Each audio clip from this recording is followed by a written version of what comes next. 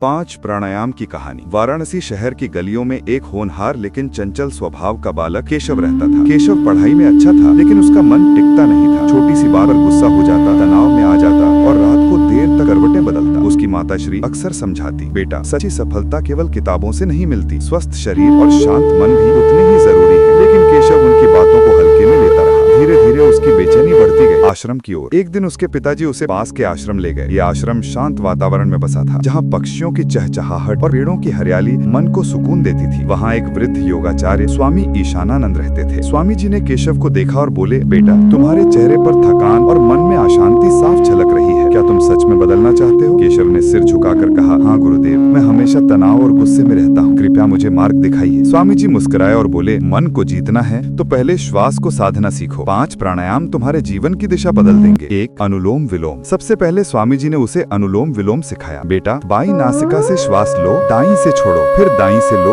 और बाईं से छोड़ो। इसे बार बार दोहराना है। केशव ने अभ्यास शुरू किया। कुछ ही दिनों में उसकी श्वास लंबी और स्थिर होने लगी। उसे महसूस हुआ कि गुस्सा धीरे धीरे कम हो रहा है। स्वामी जी ने समझाया, अनुलोम विलोम शरीर और मन के बीच संतुलन बनाता है। ये रोग प्रतिरोधक क्षमता भी बढ़ाता है। 2 भस्त्रिका। दूसरे दिन स्वामी जी ने उसे भस्त्रिका प्राणायाम सिखाया। जैसे लोहार की धौंकनी चलती है, वैसे ही नाक से तेजी से श्वास अंदर बाहर करो, फिर गहरी श्वास लेकर रोकना और धीरे धीरे छोड़ना। शुरू में केशव को ये कठिन लगा, लेकिन धीरे धीरे उसका शरीर ऊर्जा से भर गया। उसे लगा मानो भीतर से थकान मिट गई हो। गुरुदेव, ये तो जैसे नई जान काल देता है। स्वामी जी बोले, सही कहा बेटा, भस्त्रिका शरीर की हर कोशिका को प्राणवायु से भर देती है और आलस्य को मिटाती है। 3 कपालभाति। कुछ दिन बाद स्वामी जी ने तीसरा प्राणायाम सिखाया, कपालभाति। पेट की मांसपेशियों को सिकोड़कर नाक से जोर से श्वास बाहर निकालो, श्वास अपने आप भीतर भर जाएगी। यही क्रम बार बार दोहराना है। केशव ने अभ्यास किया। शुरू में कठिनाई हुई, पर धीरे धीरे उसकी आदत बन गई। अब उसका पेट हल्का लगने लगा, पाचन अच्छा हुआ और चेहरे पर नई चमक आ गई। गुरुदेव,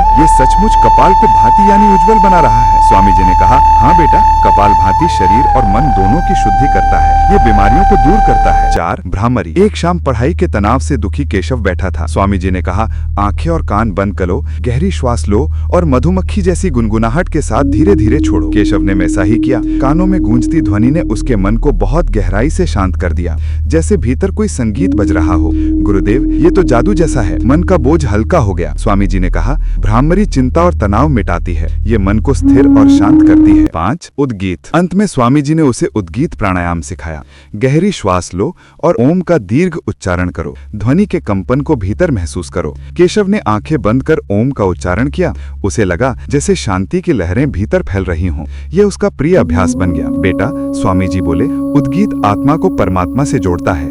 यह सकारात्मकता और शांति का मार्ग है। जीवन में परिवर्तन। कुछ महीनों में केशव पूरी तरह बदल गया। अब वो पढ़ाई में मन लगाता, गुस्सा बहुत कम हो गया और चेहरे पर आत्मविश्वास झलकने लगा। उसके मित्र और शिक्षक कहते, केशव तुम पहले से बिल्कुल अलग लगते हो, तुम में एक नई ऊर्जा और शांति है। केशव विनम्रता से कहता, ये सब प्राणायाम की शक्ति है। स्वामी जी ने मुझे जीवन का सबसे बड़ा उपहार दिया है। कहानी का संदेश। स्वामी ईशानानंद ने सभी से कहा, 5 प्राणायाम 5 दीपकों की तरह है। अनुलोम विलोम संतुलन देता है, भस्त्रिका ऊर्जा देती है, कपालभाति शुद्धि करता है, भ्रामरी शांति देती है, उद्गीत आत्मा को परमात्मा से जोड़ता है। जो इन्हें नियमित करता है, उसका जीवन स्वस्थ, शांत और सफल होता है। निष्कर्ष। केशव की ये यात्रा सिखाती है कि योग और प्राणायाम केवल शारीरिक अभ्यास नहीं, बल्कि आत्मिक साधना है। 5 प्राणायाम जीवन को दिशा, शक्ति और शांति देते हैं। यदि हर इंसान रोज कुछ मिनट इनका अभ्यास करे, तो तनाव, रोग और असंतुलन से मुक्ति पाकर सुख में जीवन जी सकता है।